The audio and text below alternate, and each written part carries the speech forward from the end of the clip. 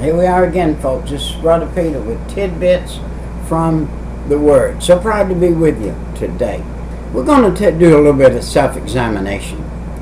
Self-control.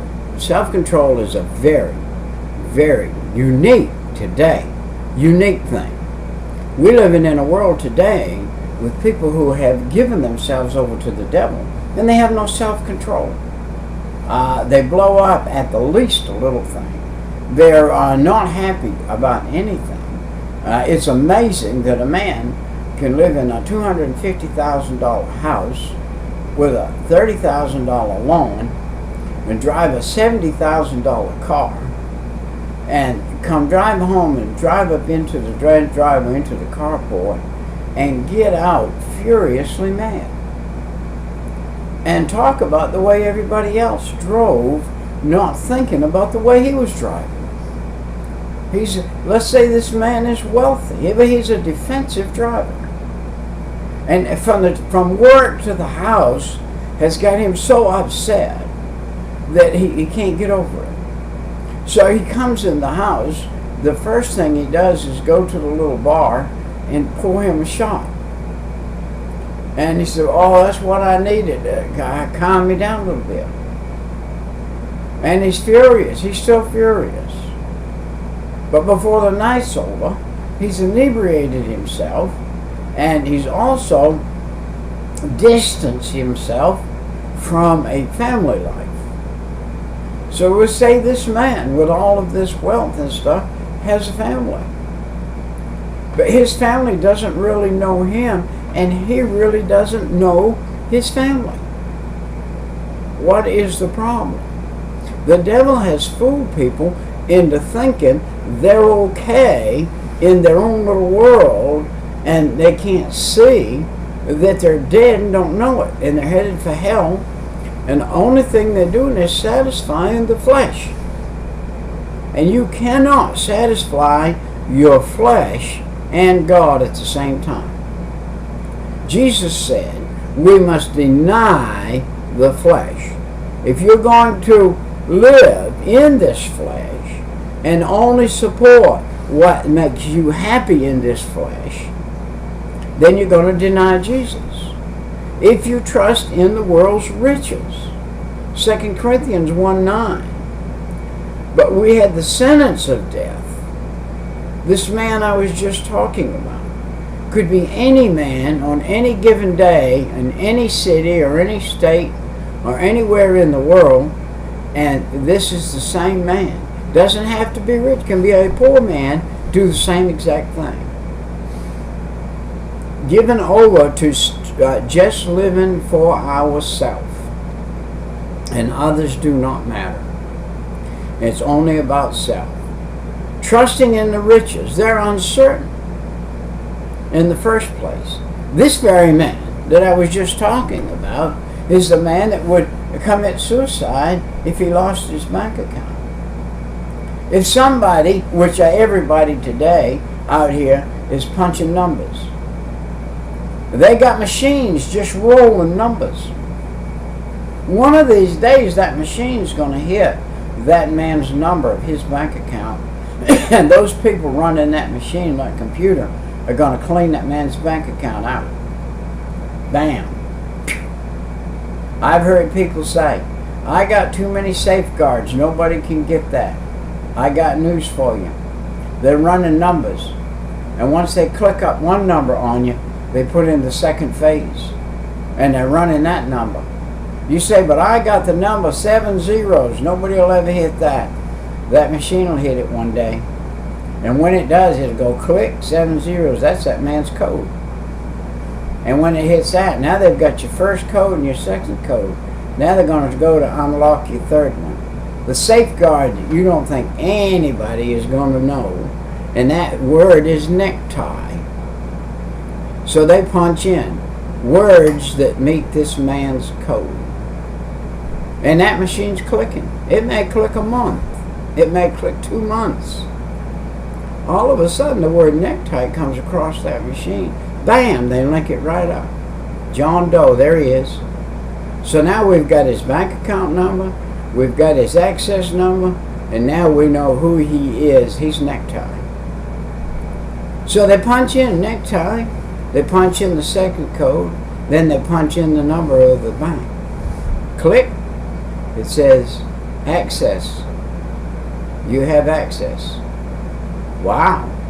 So they take a review and they look. Wow. There's $70,000 in this account. How are we going to do this? Well, let's say that we have something come up and that we need to draw about $65,000 out of it, and legitimately looking. And so they draw $65,000 out of it and leave the man with $5,000, and it doesn't look suspicious.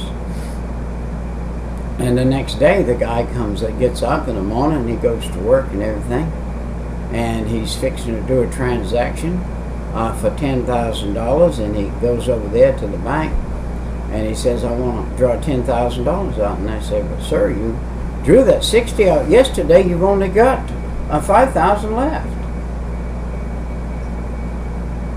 That throws that man into a place of destitution that he hasn't been. He hasn't realized in his lifetime that he's destitute anyway, even though it looks like he's not. But that throws him in a destitution that can cause him to self-destruct. And we're living in a world like that today. Now, you've got to live close to the Lord in order to compensate for these kind of things happening to you. You're in your car and you're going somewhere with your family, and somebody broadsides you and you lose your wife, or some of your children. You yourself are stove up and you're unconscious, and when you wake up, they say, sir. You say, well, how's my wife? And they say, sir, your wife didn't make it. Hey, this is an uncertain world we live in, my friend. Uncertain. Uncertain. You must be prepared to meet the Lord at all times. You must be prepared for the shock that can come on you and you still follow the Lord. Would I have a desire to live on this earth without my wife? Probably not. But I would have to overcome that until I go and to be with her in heaven, and I would have to perform as I have. And I would have to go on and be perhaps more workable in the sense with people who have lost a loved one, and be more usable even in that area. And so we're in a working process. We are in a working process. I was going to talk in this excerpt about self-defense. Self-defense. Jesus Christ's answer, my kingdom is not of this world.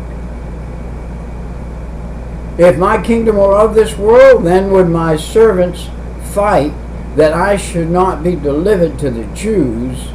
But now is my kingdom not from hence. John 18:36. The kingdom of God right now is not this world.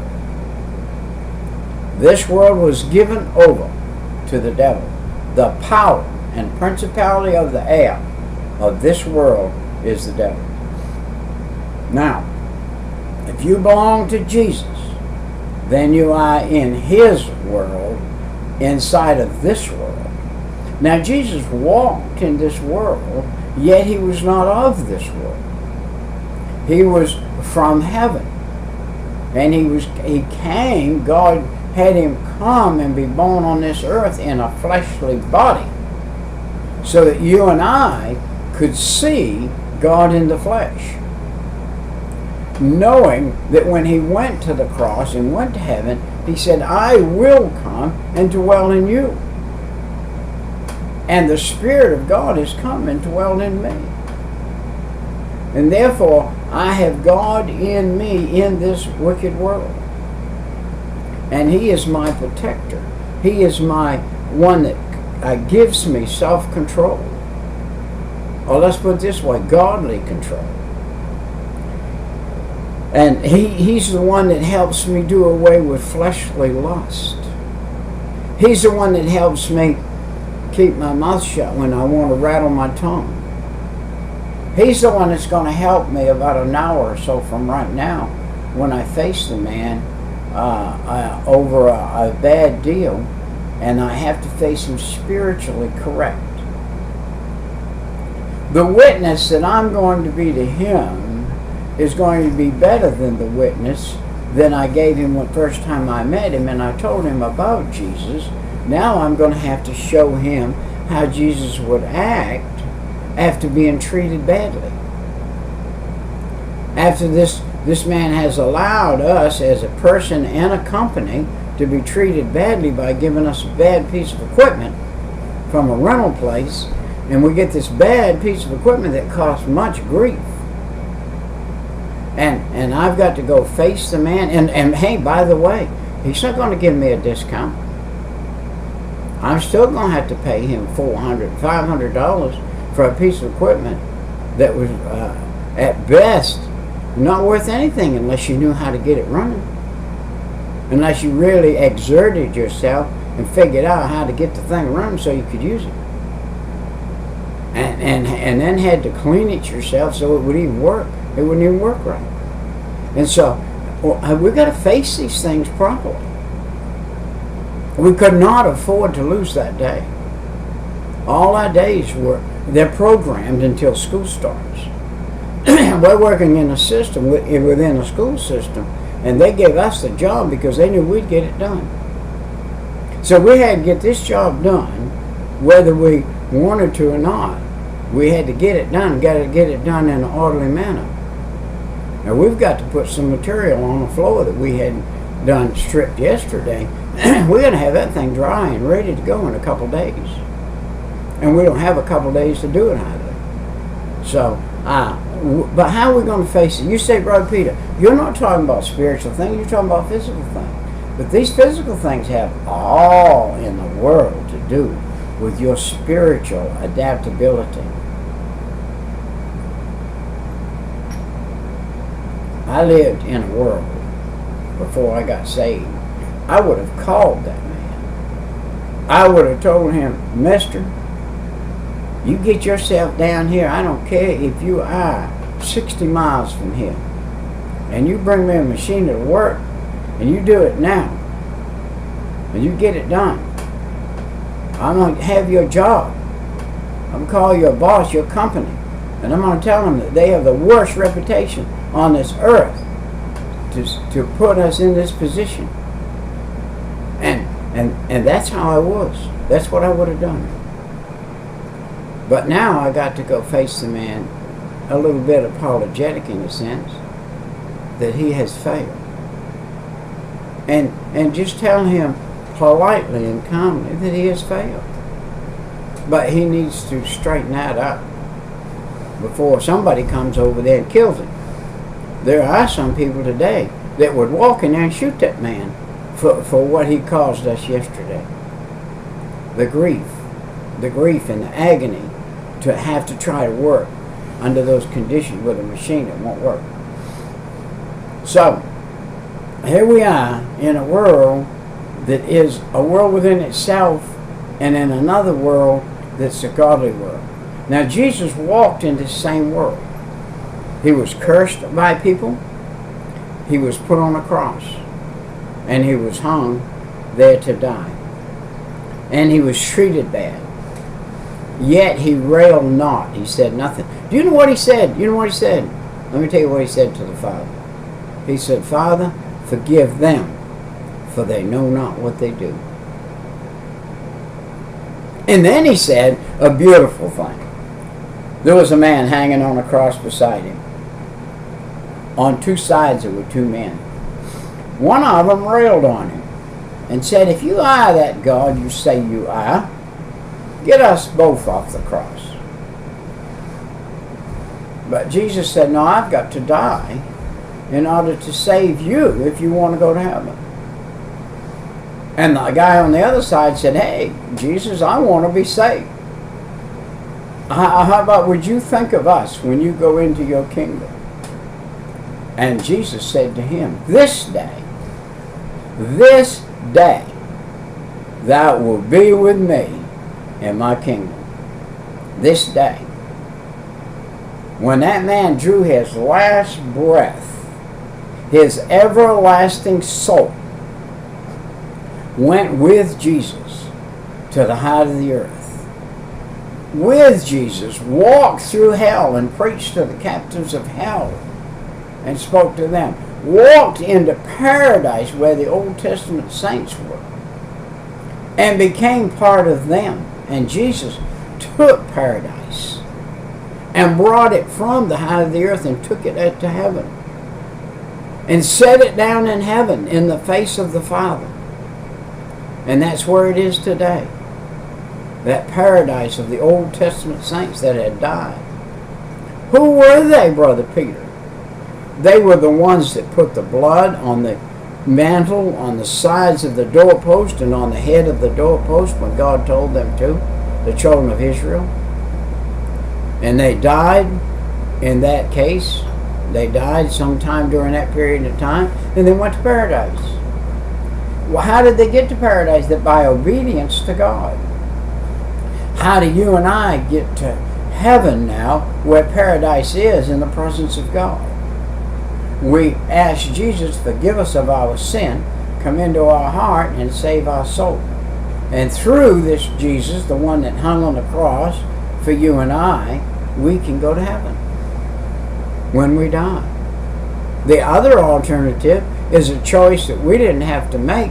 It was made for us, that we were born in sin by the devil, and that if we do not ask Jesus to forgive us our sin, come in our heart and save our soul, we will burn in hell forever. So therefore God made a plan. Paul was talking to Agrippa. Then Agrippa said unto Paul, thou art permitted to speak for thyself. Then Paul stretched forth his hand and answered for himself.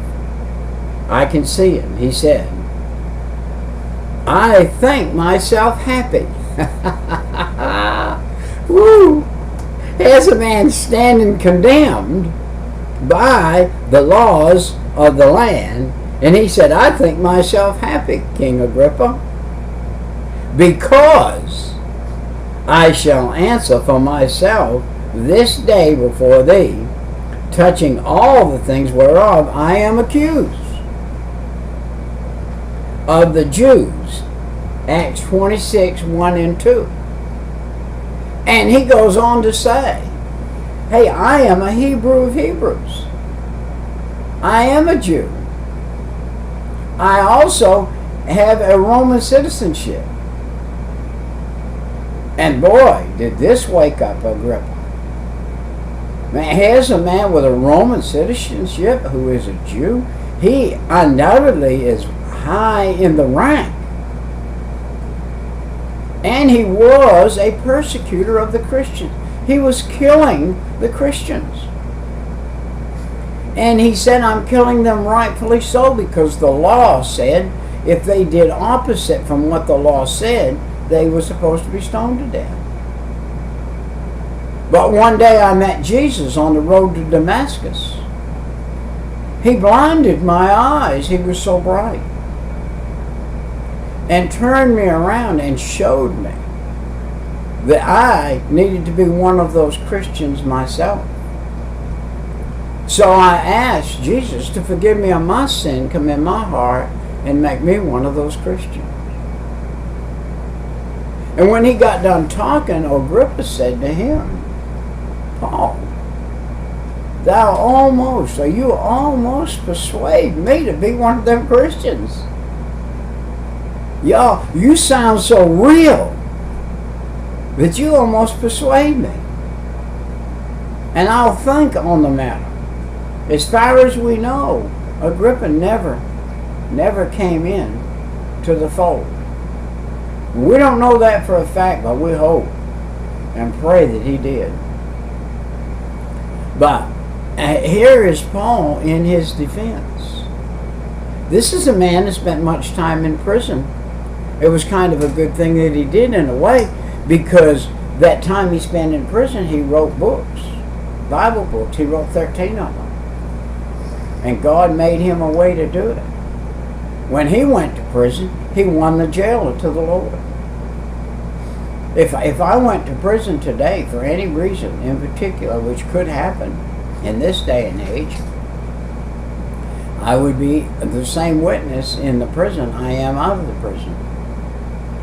And so therefore it's important that we live close enough to the Lord so that we can, if it's necessary, be a witness in the prison house. God is one. Because of his strength will I wait upon thee, for God is my defense. Paul had God as his defense. Psalm 59:9. In Philippians 1:17, and Paul wrote this, defense of the gospel, but the other of love, knowing that I am set for the defense of the gospel. This is one of the things he told Agrippa. He now is set in the defense of the gospel, like being set in concrete, a post set in concrete. He is set. When I think of this and as something that you and I could see today, kind of. I watched them put a poster. I was going to paint this high-rise sign by the interstate. They took this pipe that was 3 foot across it, and they put it in the ground about 20 feet deep, and they put a big hole in it, and they brought a cement truck in there, and they filled that 20 feet deep of pipe with cement, a whole cement truck full of cement in that pipe. And then they sealed that cap up and went on up with that pipe another 40 feet. Then they put this great big sign head on it, and the wind can blow, and the tornadoes can come, and torrents can come, and that thing doesn't pull out of the ground because the foundation is right. And that's what Paul said. The foundation I have is in Jesus Christ. And it's a foundation that can't be shaken. And I'm set in it. And even you, Agrippa, you are one of the winds blowing on me in this world. But you can't change me. I am going to be me until I die, and I'm going to be God's until I die, and then I'm going to be God's forever. In the Christian duty, Matthew 16:24. Then said Jesus unto his disciples, if any man will come after me, let him deny himself and take up the cross and follow me. That cross was set in the death of Jesus Christ. It cannot be shaken. When that cross that Jesus hung on is laid out over the abyss of hell, you and I can walk across that cross. We can walk across the fires of hell through that cross. And we can walk into heaven and not fall in to the fires of hell. 2 Corinthians 8:9. For ye know that grace of our Lord Jesus Christ, though he was rich, yet for your sakes he became poor.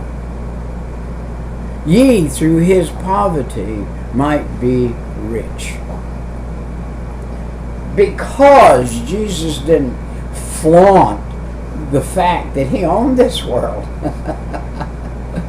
That he was with the Father. And when the Father said, let us make a world. He was with the Father that on that very world when he said to the Father, let us make man in our own image. And they reached down and took some dust and made Adam and laid him down by the banks of the river Euphrates. And then personally, Jesus came down from heaven and breathed the breath of life and put the blood in Adam and made him stand up and walk. And then he came and walked in the garden with him later on. God the Father remained in heaven.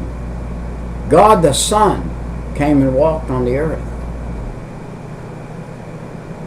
God in heaven being the omniscient, the almighty, the unseeing God, the pure light, that if he had come down, the light of him would have blinded Adam for permanent. God himself said, this part of me, man can't look on. Even when Moses was on the mountain, and God said, Moses wanted to see God. God said, I'll tell you what, I'll pass through this crevice. I'll pass by a crevice in the rock, and I will flash a drop of my hinder part to you. And he did. And it lit Moses up so bright when he came off the mountain that his head blinded people to look at it. They had to put a bag over his head. Read it in Deuteronomy. They had to put a bag over his head to keep from being blinded because he had been in the presence of God. So God used his part, a third part of him in Jesus, to come down and do these things in the flesh. So God the Father sent God the Son the first time, talk with Adam. The next time he came down in things that are called theophanies. They're pictures of Jesus coming as an angel, the appearance of an angel. And there was a time when he looked across this earth. He came down and he went around the heavens and he looked on this earth. And he couldn't find a righteous man. And he was just about ready to completely destroy this earth he had made and mankind. And he saw this flicker of light, little flicker like a match in a distant dark place. And he went over it and he looked down and he saw a man named Noah. And he said, Noah, you're a righteous man. Because of you, I cannot destroy this world. And God the Father sent Jesus down again during the period of the cross time. And used Jesus like he used the flood to save mankind. Used Jesus hanging on the cross to bridge the gap over hell that mankind could come to God. It's called justification. Just as if I never sinned. That's what it's called. Just as if I never sinned. Justification. Forgiven of all unrighteousness, all sin. And this is so important. This is the part that we use to go to heaven with.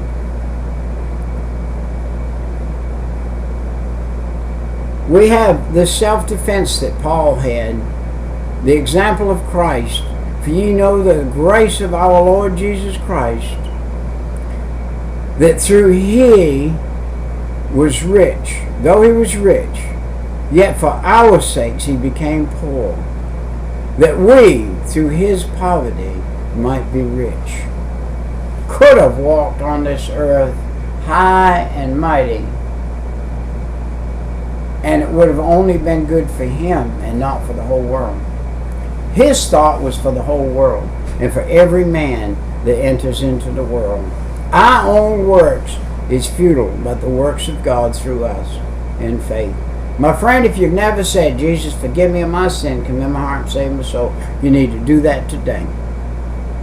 If you have done it, you need to get up in the morning, say the Lord's Prayer, say the 23rd Psalm, get out and get going. Show people the Lord in you. Sometimes by not saying a word, you can show God in you better than if you said something that was wrong. So sometimes we need to learn to keep our mouth shut and our heart open and answer what people ask us, and God will make us be the witness we need to be. See you next time. Bye-bye.